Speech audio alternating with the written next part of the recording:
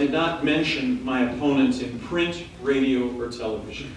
I think we're hungry to vote for somebody as opposed to voting for the lesser of two evils. I really believe that.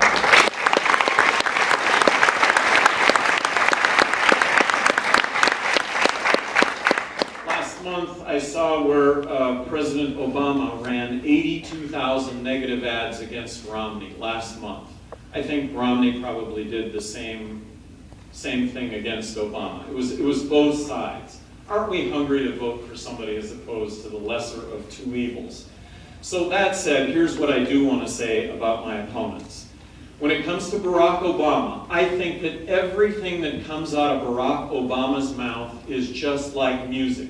I liken it to him playing a violin. There is really nothing that he says that I can't agree with. It's just that the reality doesn't match up at all with what he says. And just as an example, he promised that he would not crack down on medical marijuana facilities in states where legislatures or citizens voted to implement these programs. And right now he is cracking down on medical marijuana facilities in California and Colorado, and he said he wouldn't do that. And when he talked about the wars, and he talked about military interventions, he said some really favorable things.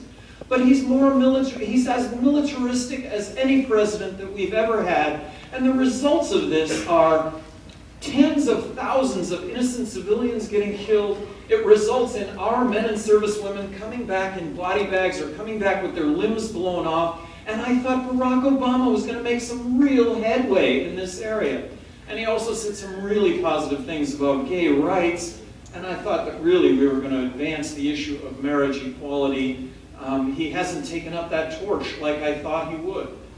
And then Mitt Romney. Mitt Romney said in the second debate, he said, it's a no-brainer to build a fence across the border.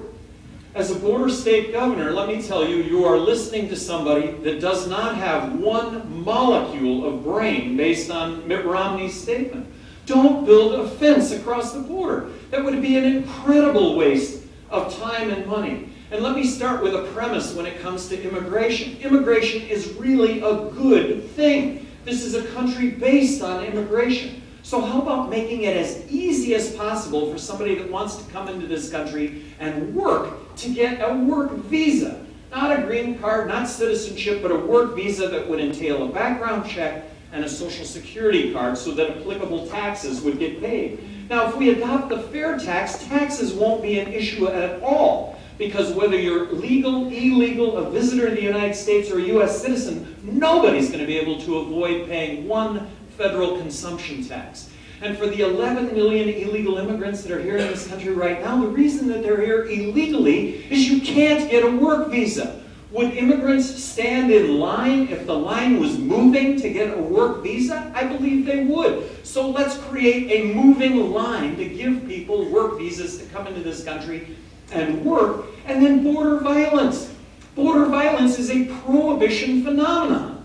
Legalized marijuana, and arguably 75% of that border violence with Mexico goes away because these are disputes. 40,000 deaths south of the border over the last 4 years. These are disputes that are being played out with guns rather than the courts. Let's get these disputes in the courts. And in the 1920s, we had the prohibition of alcohol, where disputes were being played out on the streets with machine guns as opposed to in the courts.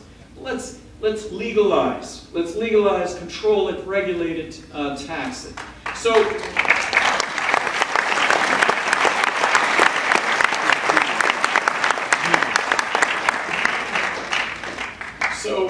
there's this whole notion of wasted vote in this country. And I know a lot of you are going to be coming into voting age. And I just want to say this. A wasted vote is voting for somebody that you don't believe in. That's a wasted vote.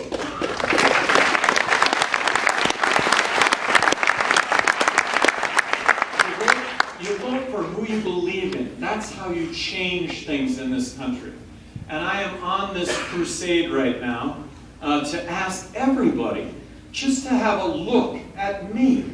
And I think if people will have a look at me, so I'm asking you all to go out and And not grab anybody by the collar and say, vote for Gary Johnson, but maybe grab him by the collar and say, just have a look.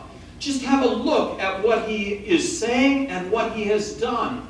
And is there anything that he has ever done that would suggest that he's not going to actually follow through on everything it is he's saying?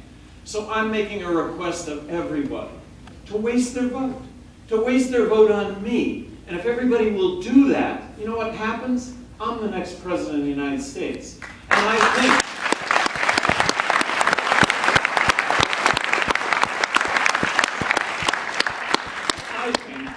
that makes a big, gigantic difference in this country. I know that I'm really grateful to be here. I'm grateful to all of you for having taken this time. Walking in really quickly, do we have time for any questions, comments, maybe any insults that any of you have? Yes. Governor, what is the solution to our foreign energy addiction? To our foreign energy addiction. You know what? We're energy independent like right now. Come 2016, we're going to be net exporters of energy. And I'm talking about oil and natural gas.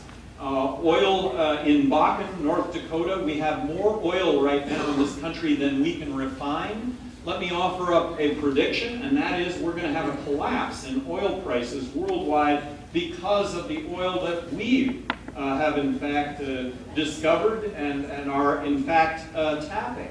So free market approaches to energy, we're there. Energy independence is here in America today. How would you go about tackling the deficit problem? Like, what's your opinions on it? Well, in my opinion, we need to balance the federal budget now. So I'm the only candidate that would be advocating balancing the federal budget now. That means a $1.4 trillion reduction in federal spending.